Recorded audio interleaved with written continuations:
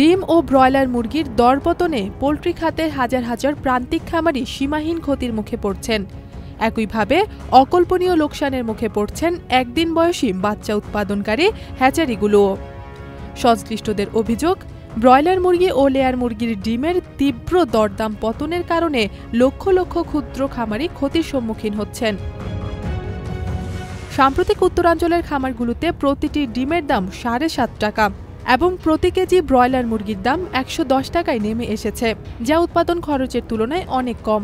একইভাবে জুনের শেষ সপ্তাহে প্রতিটি একদিনের ব্রয়লারের বাচ্চা 8 থেকে 14 টাকায় বিক্রি হচ্ছিল, যা হ্যাচারিগুলোর জন্য বিশাল ক্ষতির কারণ হয়ে দাঁড়িয়েছে।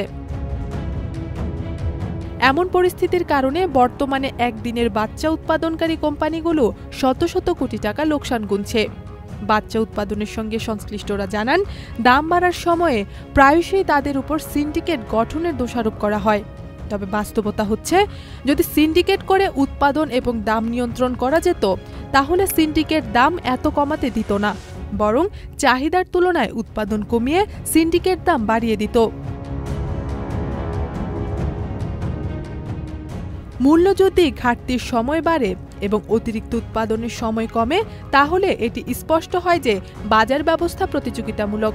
তীব্র দরপতনের কারণে গত 2 মাসে যে ক্ষতি হয়েছে, তাতে অনেক খামারি তাদের খামার চালিয়ে রাখতে পারবেন কিনা তা নিয়ে অনিশ্চয়তার মধ্যে পড়েছেন।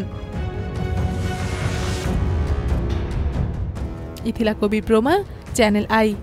LME সার্টিফাইড বিশ্বসেরা কপারে তৈরি ওয়ালটন কেবলস, যা আপনার স্থাপনাকে রাখবে সব সময় নিরাপদ।